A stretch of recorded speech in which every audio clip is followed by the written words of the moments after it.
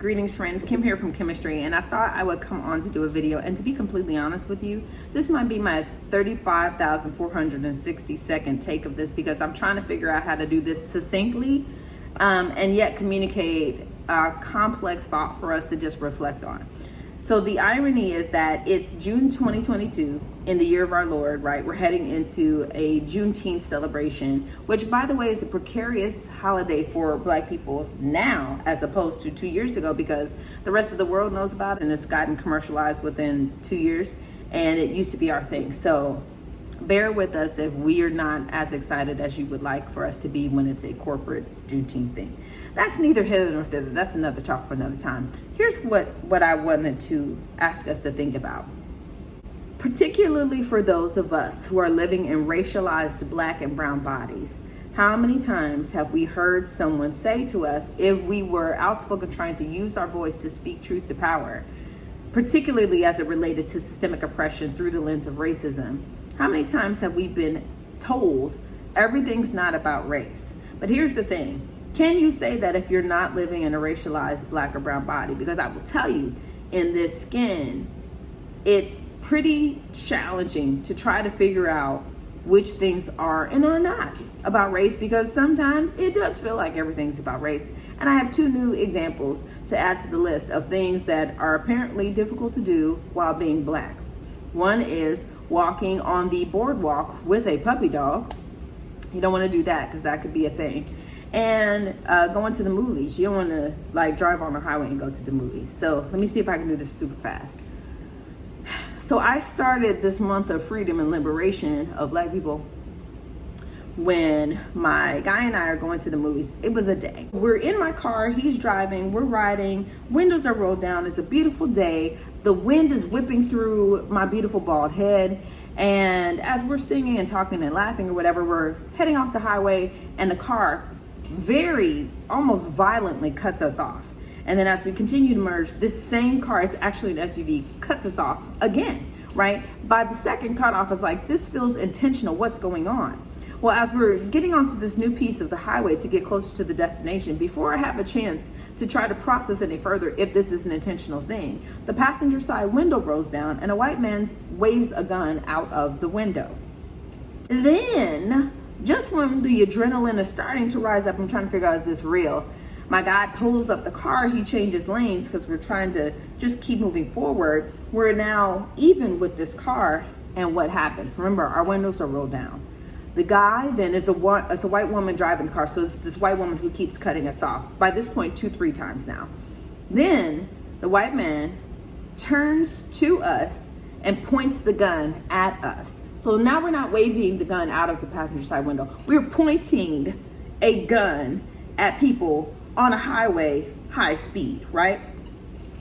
So now adrenaline's all over the place. And this is another conversation for another time, but in fear of what happens to Black men, particularly when in conflict with white folks in violent spaces, my man wanted to protect me, and due to wanting to make sure he would be safe and that we could get home safely, which is the priority, I asked him to not protect us. Think about how crazy that is, that in a Black psyche, we have situations where we're asking people to not protect themselves or each other so that we can be safer. Think about that for a second. Think about how this messes with your mind to do this, right? This is not unlike when people talk about the talk, where you have to teach Black kids, particularly Black boys, how to essentially mind your business, shut up, be quiet, swallow your voice, shrink yourself so that you can come home every day. I had to do that whole thing, which that's another talk for another day. And then while we're trying to manage our own emotions, now we've had the gun waved out the window and pointed at us. The car speeds up, cut us off again. Remember, the white woman's driving. She speeds up, cuts us off again. And then they open the moonroof, the sunroof, whatever, and they wave the gun out of the sunroof. Cuts us off a couple more times, speeds up. All right. We get off the highway safely. But this is one of these things where, was it about race? Was it not about race? Not sure, but we can't say that it wasn't. And this disrupts the whole day. When we just wanted to enjoy ourselves, suddenly there's the movement all over again. There's the need then for activists and advocates and abolitionists, because we can't even go to the movies without something happening that makes us question if we're safe in our racialized Black bodies. Then friends, less than a week after that, and I mean days after, we go on a quick little family trip to Ocean City, Maryland.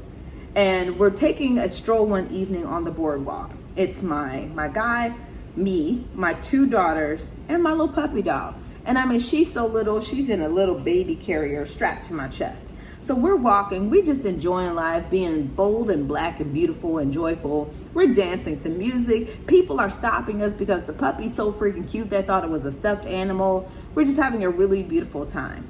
And then, perhaps it was just too much Black joy, we are then stopped, not we, me, I am stopped by two patrolmen on the boardwalk. And they asked me, and listen to this, friends, because this is the second thing that apparently you can't do being Black now. You can't walk around with a puppy. They said, is that dog a service animal? You mean the 9-week-old puppy strapped to my chest with baby teeth? No, she's not a service animal. Did you know that you're not allowed to have the dog on the boardwalk? Okay, well, one, she's not on the boardwalk, she's on my chest. And second, we're leaving. In my inquiry, because we've passed maybe 10, 15 people with dogs now, but they stopped me, and my puppy. And with my inquiry, I guess it was too much of an inquiry, because the other officer said that I was arguing with the first officer. And so while the first officer just stood there avoiding eye contact with me, the second officer proceeded to write me a ticket for having a puppy on the boardwalk.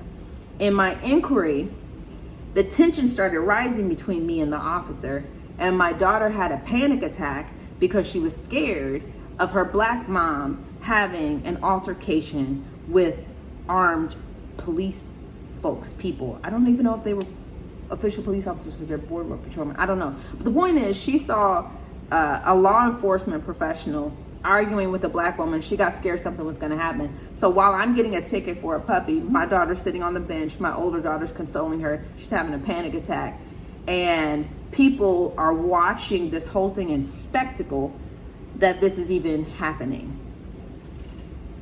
This Black skin is exhausting. It is exhausting to try to figure out what things are racist, what things are not racist. Did I just get stopped, or did I get stopped because I was Black? Did they point the gun at us on the highway because we were Black, or because we were just driving? Like, that's exhausting. So this is what I ask us to think about. First of all, if you don't live in a racialized Black or brown body, please keep in mind that you have no idea what the experience is with this skin. So when we say things like race is just a construct, it's not even real, and we're all people, we're all the same, we're not having the same experiences, because I can assure you that nobody else got stopped on that boardwalk for a puppy strapped to their chest that day. I can assure you that on that day, when that white man was pointing a gun at me and my guy, I wasn't thinking that we're all people and we're all the same. And in fact, we called 911 and we were questioned about the call, because they were like, well, are you actually still in danger? You mean you have a person waving a gun at people on the highway and you're trying to figure out if we're actually in danger? We don't even feel safe contacting people who are employed to protect us, because we're not sure if our skin is going to get in the way of us being safe. Think about that when you ask us, is everything about race? You tell me, because this skin gets real heavy. So on this celebration of Juneteenth this year, please just be mindful of the weight that people are carrying. Please be mindful of the heaviness of it all. Please show grace to the people who are out here doing the heavy lifting for principles and birthrights like freedom and justice and equity and sovereignty, while living in what feels like persecution for just having pigment. I would not change a thing about being black. I love being black. Love being black. And it does not come without a heaviness that is inexplicable. Just keep it in mind. Questioning people's experiences in this skin, questioning the principle of freedom, questioning this whole construct. The race might not be a real thing, but the construct, baby, is real. And we need to make sure that we're all fighting for the same thing. And we're focused on what freedom looks like for real.